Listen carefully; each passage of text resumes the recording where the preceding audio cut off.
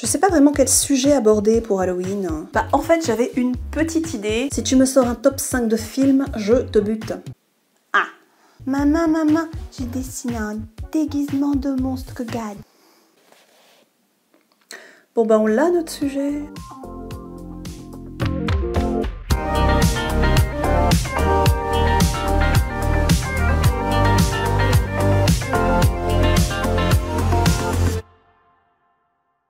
Et oui, pour Halloween, je vais vous parler des dessins de mes enfants. Non mais certains sont flippants, je vous jure. Alors autant pour ma princesse Bobette, ça reste soft et classique. Elle dessine des licornes, des Yoshi, des Totoro. C'est un Yoshi? Oui. C'est coloré, avec des cœurs partout, tout va bien. Et je suis d'ailleurs impressionnée par ce qu'elle arrive à faire à son âge. Sincèrement. Quoi? L'objectivité des parents est aussi valide que l'existence d'une licorne arc-en-ciel qui prône des paillettes. Autant mon fils a un coup de crayon qui me fascine et m'effraie à la fois. Alors je vous ai préparé une petite sélection des chefs-d'œuvre de Bobby.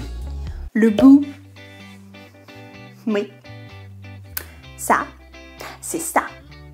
Alors ne me demandez pas pourquoi il a bouffé un cyclope, mais ça reste un design simple et efficace. Un œil, des dents, on tient un truc. Le Pikachu sous crack. Ok, mais un peu mon Pikachu. Ouais.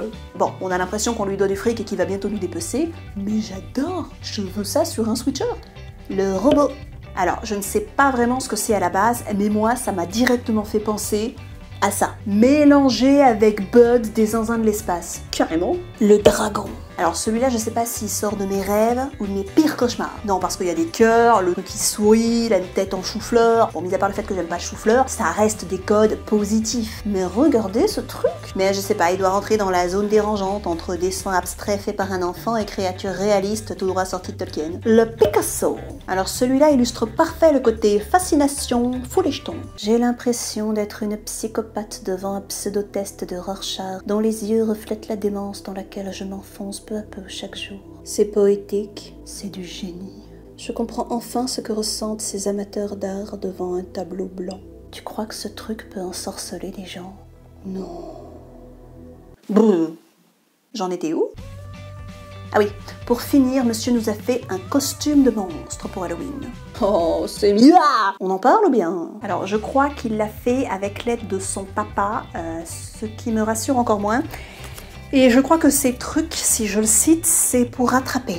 Je pense franchement qu'un costume d'Halloween tiré de ce dessin serait effectivement terrifiant. Non mais c'est toi aussi avec tes goûts glauques et tes films d'horreur sans même leur montrer, ils sont déjà parasités par ton esprit dérangé. Hey! Attends au moins de voir ce qu'ils deviendront à l'adolescence.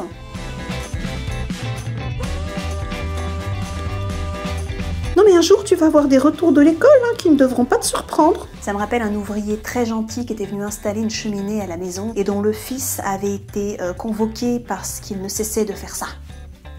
Faites ce que je dis, pas ce que je fais. Alors, à votre avis, je sors quel design en ululé ou sur sweatshirt? Ou alors je lance carrément la légende de la nouvelle créature cauchemardesque à la Slenderman avec le dernier. Moi je dis, il y a moyen de faire flipper des gens. Ils vont adorer.